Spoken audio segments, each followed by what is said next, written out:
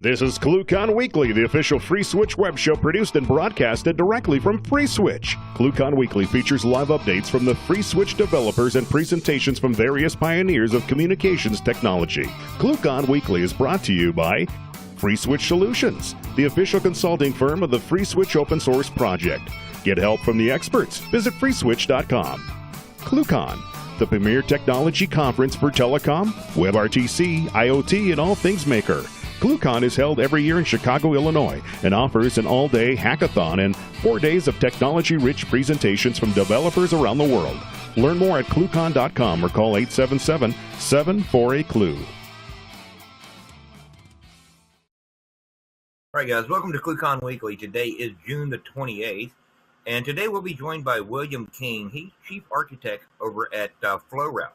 If you guys aren't familiar with Flowroute, they're an ITSP that's been servicing the SIP arena for quite a while now, and we'll let William tell you more about those guys here in a few minutes. Before we get to William, let's go over to Kathleen for the news today.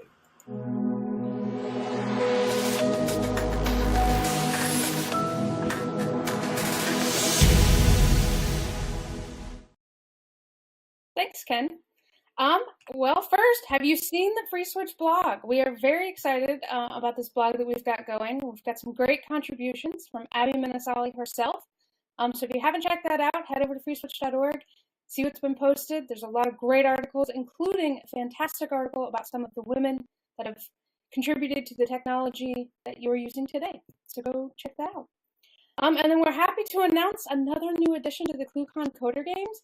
We will have a SaneSmart DIY 6-axis robot arm, two of them, available for some fun and friendly competition. So go to the Coder Games page, get all the information, and get started on some of the competitions over there. And check out the training pages while you're at ClueCon.com. We have 2 great trainings. We have a FreeSWITCH 2.0 taught by our very own Brian West, and then we have OpenSIPs training, so you can sign up for either or. And we'd also like to thank Jitsi for sponsoring ClueCon 2017.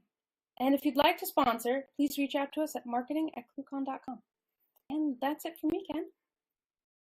Go ahead and get William on in here. William has been around the FreeSWITCH community for quite a while. He's also worked, in telecommunications for quite a while now. William, how you doing? Doing pretty well, and you? Yeah, doing all right. So you want to tell everybody, give it for those guys that don't know you, give yourself a quick introduction, probably better than I can. I think a lot of the FreeSWITCH community knows me. Several of the modules worked on, things like AMQP, helped out with some of the debugging packaging, wide variety of areas. But for the last 6 months or so, I've kind of been in a dark office up here in the Seattle Tower, having some fun. Yeah, so you went over to Flowroute, about 6 months ago now, working with Bayon and the rest of the team over there. How are things going there? Actually, really exciting. So I'm hoping today to give you and everybody here in the FreeSWITCH community a teaser into the ClueCon presentation about the Flowroute HyperNetwork. Yeah, so I understand that's pretty cool. Let's go ahead and get the slides up, and we'll let you get going on it. Yeah, sounds great. There you go. There we go. Okay, so the Flowroute HyperNetwork, scalable, fault-tolerant, and easy to integrate with. Quick background on Flowroute, founded in 2007 in California. ClueCon sponsors since 2012. Around that same time, Flowroute moved up to Seattle to start a new business model. It's been a hybrid software-centric carrier since 2015. One of the highest satisfaction ratings in the industry. Quick thing. So what is this? This is going to be 5 years straight ClueCon supporter. We got a couple of notable things. Patent filed. We announced, about a year and a half ago, we announced the SMS API, and actually integrated, mod SMS Flowroute for that. Let's jump in and do some cool tech. I've got a demo that I'm really excited to get to. So, real quick, so at ClueCon this year, we're going to be bringing back the cold brew. So we'll have that pourable. I don't think we're going to be doing delivery this year, but the brew will be available. We're also sponsoring the most innovative use of Flowroute in IoT, and that gets a cool coffee-themed gift baskets with cool Chemex and credit. Pizza's on us at Giordano's on the 7th. And I think, Ken, if you've got a cool SMS integration built on Flowroute for notifications? Yeah, we'll be doing notifications. Flowroute's going to be providing that for us, so you can get reminders of what's coming up and everything at ClueCon. Cool. My heads up, my presentation there will likely also integrate our SMS. So it should be fun. Some of the other things that we're up to, we're working on writing up and documenting how to build use FreeSWITCH in AWS to take advantage of some cool Flowroute technology, but also some cool best practices, we think, from a SIP perspective. So if you're building a communications platform with FreeSWITCH, here are some helpful steps to at least get you closer there. So how to make outbound calls with FreeSWITCH on AWS, two-way anonymized calling, SMS from Lua using Flowroute. Upcoming, we've got a handful of additional ones, and I've got, here's a quick doc. I'll jump out of that. So we actually go through and we'll document all the steps, trying to capture and make it replicatable for you guys.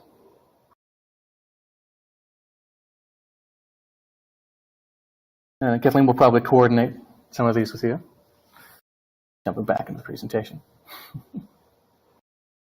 Okay, I mentioned that because the demo coming up is actually using how to receive inbound calls on FreeSWITCH and AWS. So I have some numbers that anybody can call in, so everyone get cell phones ready. We're going to call in, look at a HyperNetwork and a HyperNetwork flip, and actually show the physical network path. But we've set up the FreeSWITCH side of it using these docs that we're looking to publish. So really quick for what the HyperNetwork is. This is a quick map of the LATAs in the United States. Each LATA is you can say it's about the size of a county in some places, especially in the West, it's the size of a state. But it's the PSTN network and how it's actually segregated out for service. So what Flowroute does is, rather than, let's say, like an aggregator, where we collect a bunch of different SIP providers and then inbound calls would come in and we'd route them over those, we actually connect into the low level of the PSTN network, and we can control through NPAC how calls are routed. So the mental model for this, if you think about a SIP LCR, how you can distribute your calls outbound, we do that technology, but patented for how to do it inbound. So for each of these LATAs, we've got 2 or more different physical networks, and we can switch between them. And we'll demo that in a second. But what this does is it gives us a massive amount of redundancy so that the telco network that's aimed for 5 nines, well, we get 2 or more physical networks designed for 5 nines, and we aggregate those together and overlay them over the top of each other to get better performance and control. Also gives us the ability to scale out even further. All right, so let's jump in. The numbers that we're going to be using today are in Chicago and Seattle. But to give a quick Seattle example, so if you were calling from LATA 654, that would jump all the way over to our LATA 674, where we'd have 2 peers. And we actually, in NPAC, get to choose which peer that phone number gets routed to. And the way that the US network works is the provider that's actually sending the call has to look up per call in NPAC to see which switch to send it to on the far side. So if you think of DNS name, most of the PSTN network is set up with A records or the equivalent. We've patented the way to basically do PSTN C names and be able to flip it much more quickly. So what that looks like is We've got from this LATA jumping over to PSTN network to the physical path that we've selected, and then over to IP. But when we do a HyperNetwork flip, it just jumps which peer and over which IP. Now we've got, on the IP side, we've got redundancy on there, but this HyperNetwork part that I'm going to demo is just the peer 1, peer 2. Okay. And if you've got your cell phones out, let's call the Chicago number. Its primary LRN is here. And once we've got a handful of calls from the audience, we'll go ahead and schedule the flip and show you how quickly we can readjust the physical network path.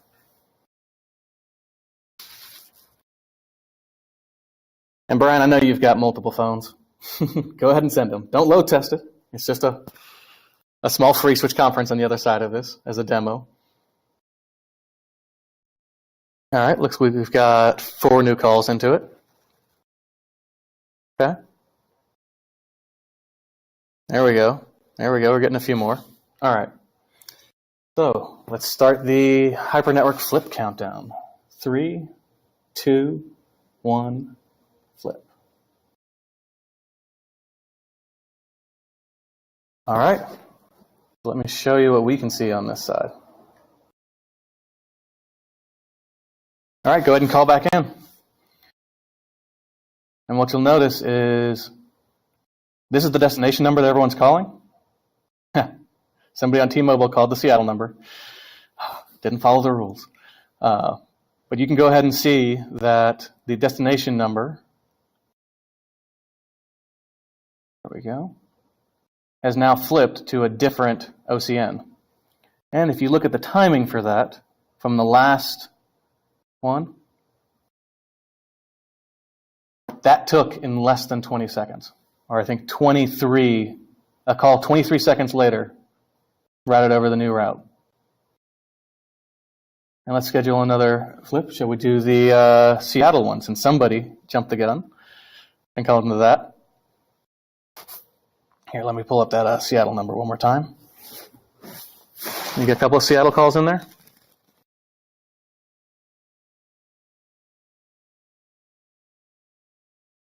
We dial mine in as well. Okay. All right, starting the Seattle flip in 3, 2, 1, go. All right, and we're good.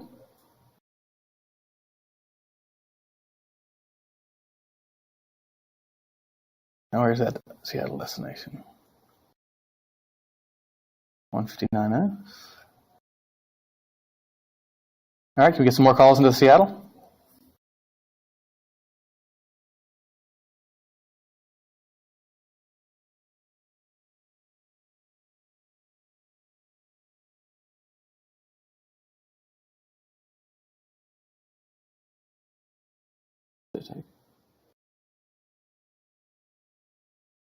Yep, there we go. So, Flowroute HyperNetwork.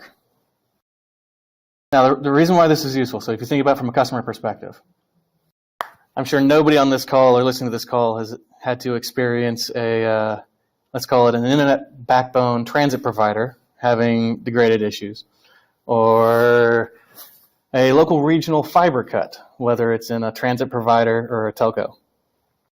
What this lets us do is, for whatever the reason, we can flip the physical network path. So if your ISP happens to be having a temporary or a long-standing issue with a transit provider or another network, we can flip a number on demand to try out a physical network path. And this gives us the ability to quickly check and see, is it a network problem on the IP side, or is it a PSTN level issue? Now, the big advantage here is we're able to solve the customer concerns and customer issues at a much quicker pace. And we've got more tools in the background. And look at that. Somebody's trying to load test the box. Appreciate it, FreeSWITCH community. Reliable as always. All right. Ken, any question? We can open up to there. Yeah. So I've got a quick question here. Mm-hmm. So, with the way this works, let's say I'm just going to use this for an example: a busy call center, right? Mm-hmm. And so let's say that there's a failure mode occurs where calls that are already up stay up, Correct. but incoming calls fail. So now you go ahead and swap that over to the other OCN. Okay. Mm-hmm. What happens if somebody's actually trying to call in at that point? Are they going to connect? Or are they going to fail and then just have to hang up and call back? Or That's a good point. Let me jump over to a slide real quick. So when the call is actually being sent from a provider in one LATA, at their call setup, so basically on the invite processing, the equivalent on the SS7, they do a NPAC dip to figure out which switch tandem and which SILI switch to send it to, and that's how the call gets routed over to the other side. So on that setup is when it gets done. So the next call after a flip is when it's moving over. Now, we found a lot of providers on the mobile side are doing live dips. In this process, we found a couple of landline providers who don't have the freshest of data. And we're building out tools to be able to detect when that happens and reach out and encourage them to update their data in a more live manner. yeah, yeah. So for that, The cache. right. So for that call center example, if it's under a peak load and there's a major switch failure, let's say one of the physical PSTN network switches, which are designed for 5 nines and usually have HA pairs, so you've got the primary and secondary. For whatever reason, if something happens to both of them, for that call center, it's every minute counts, so we can flip it to the other network path, and the next call setup attempts will head over that direction. Cool. Yeah, I think that answers my question. So just to clarify, it's not going to, once the call's already started setting up, it's not going to affect that call. But as soon as they hang up and call again, then in theory, as long as their carrier's doing what they're supposed to be doing, then it's going to take the other path. And that's on the origination carrier, not on you guys. Right. Yeah, cool. Yeah. So have you guys already rolled this out, or is this something you guys will be rolling out shortly? So the awesome thing about it is this is a piece of functionality that's existed inside of Flowroute for a while. Our support uses this actively on a weekly basis to help troubleshoot and resolve customer issues. We just haven't publicly demoed it. So one of the things that I've been doing while here at Flowroute is finding ways to publicly be able to demo and describe the tech, but also looking at ways we can automate and improve the operational excellence in those procedures. Yeah, that's pretty cool. So you guys are going to be showing off this and more of this stuff at ClueCon, right? Right. Now, from a customer perspective, say I've got a Flowroute account. Is there anything I can do to poke this and make it fail over, or is that just for internal use only? Right now, it's for internal use only. Let's just say that there are a couple of research projects to be able to expose that functionality to VIP customers, but that's not available currently. And I don't have an estimate on when that will be available. Now, does this come into play with things like SMS or any of the other things that you guys are working on? Yeah, so we take this HyperNetwork concept of being able to overlay multiple networks together for the redundancy and the scalability factor. We've got that expanding out into the SMS for origination on the inbound calls, as well as for the termination side. For a lot of SMS and MMS included, to go from long codes and toll-free and things like that, there aren't as many vendors as people would think there aren't as many vendors who actually handle and hub those traffic. But we take the same approach as we just demoed here for that functionality. Yeah. Now, and do you guys do this on your 800 termination also? Well, I guess you could say Correct. 800 origination. Right. The internet, for people that are hosting toll-free numbers with Flowroute. correct. So we've got multiple ways to be able to do that for toll-free inbound as well. So you guys are doing that on the Resport side, not on the Impact LRN side. Correct. Yep. Toll-free in the U.S. is routed a little bit differently. Right. Yeah. Whole different headache to deal with for you guys. Yeah. But see, that's one of the things that we at Flowroute kind of take as a challenge, and the value we can help provide to the industry is the telecom network. The majority of it was designed and implemented 50, 100 years ago. So when you start thinking about software generations of 1, 2, 3, maybe 5 years, and how far back the PSTN network is, we're trying to simplify and automate a bunch of the telco-specific concerns. And Flowroute's DNA is as a software company. So we're trying to bring all these different concepts up and make them simple for other software companies, or companies who look at communications as a strategic part of their business, but they don't want to be a telecommunications company. So we try and build it out to make it easy for them to do the parts of the communication network that they want. They want to be able to integrate, they want to be able to control, where the more difficult parts are the specific telco parts we handle and solve for them. Cool.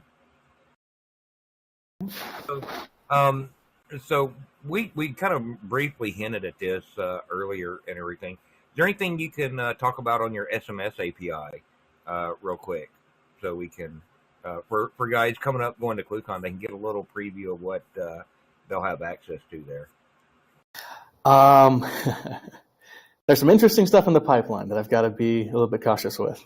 It's not quite ready to release, Right. but It's already there that they can get today. Yeah, but if you go onto the Flowroute account, you can sign up for an SMS API.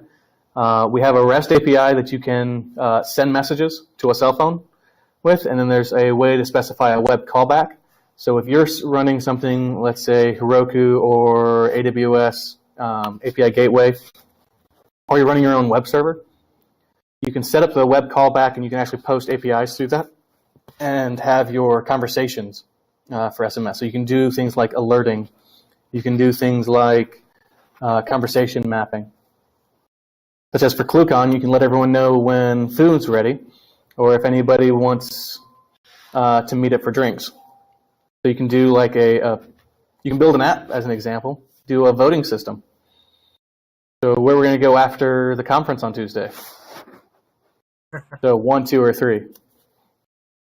So there's all kinds of fun stuff that you can do. If you head over to flowroute.com, there's a link for the docs and the developer.flowroute.com that you can get a lot of the API docs for that, with a couple of example demos. Cool. So when using that API, is there any kind of rate limits or anything like that people need to be aware of? Yes, it is rate limited. If you run into the rate limit, expect, let's say, about 1 per second by default. But if you find that you have a business case where you want to be able to open that up, reach out to us, and we can work with you on that. Right. So, in other words, don't expect to be able to use it to just spam the crap out of people. You have a legitimate business case. Right. Yeah. Yep. Yeah. That's one of the parts that we play as good stewards of the technology. Is we need to work with our customers to vet some of the traffic. We've seen a couple of cases on the different networks where as soon as somebody's able to send spam, either calls or something else, to the network, that's not a good actor in the system. So we try and play our part and keep the fraud and spam down. Yeah, So. No, it's always good to hear when companies are taking more proactive roles on that, because I know me and Brian, we get spam calls a dozen times a day, if not more, and then SMS spam and crap like that. We want to avoid that kind of thing where possible. Mm-hmm. So, because it gets quite annoying and it just takes away from your day. So, Right. So cool. So yeah. So no, actually, cool stuff here, William. Anything else that you want to get out there today? Keep an eye out on the Flowroute announcements, and I'll see everybody at ClueCon. Yeah, so speaking of ClueCon, are you going to be presenting this year at ClueCon? I am. I'm going to be presenting a more expanded version of Intro into the HyperNetwork. So cool. So you're actually going to be doing it, though. I know we got somebody from Flowroute coming. So right now we've got 3 people scheduled to go. Yeah, to ClueCon.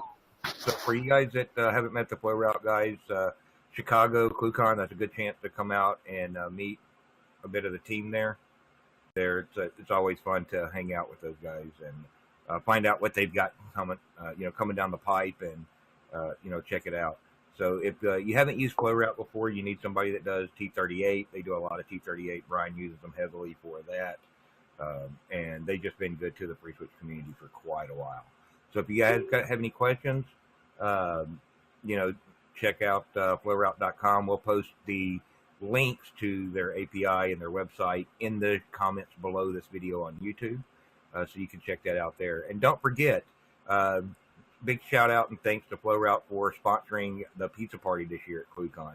So if you haven't got your tickets yet, I'm not sure how many spaces we have left at the pizza party. You might want to go ahead and get them now because that's filling up very rapidly. And I know from the reports we've got from the hotel, if you haven't booked your hotel room at ClueCon, you want to go book that very, very soon. That's filling up very rapidly also. Just over a month away. So things are happening fast right now. So, all right, guys, any other questions for William before we let him get back to his day there in Seattle? I was going to say, if anybody who's listening to or watching the video, if you've got a cool integration that you can build on top of Flowroute, either our APIs or our SIP side, for instance, anything with voice services, speech detection, etc., feel free to reach out to me. I'd love to see some cool integrations. Who knows? We might be able to do something that features that integration itself. Yeah, cool. So you guys check that out. Let them know, and don't forget check out their API anyway. Because if you're coming to ClueCon and you're going to do the coder games, we're going to have several things there, and Flowroute will be giving away prizes for the best usage of their API. So you guys check that out. All right, guys. Next week. Oh, what do we have coming up next week? We've got. I should already have this pulled up. So excuse me. But next week, actually, we're going to have a group of guys that we haven't had on ClueCon Weekly before, and that'll be some of the guys from Mozilla be coming in talking about WebRTC and the browser and where they're headed. So come in and check that out. You'll won't want to miss that one, and we'll be doing that on the 5th. So guys, come on and check it out. Don't forget, hit ClueCon.com, get your tickets there, and visit Flowroute.com to get your ITSP needs taken care of. We'll see you guys next week.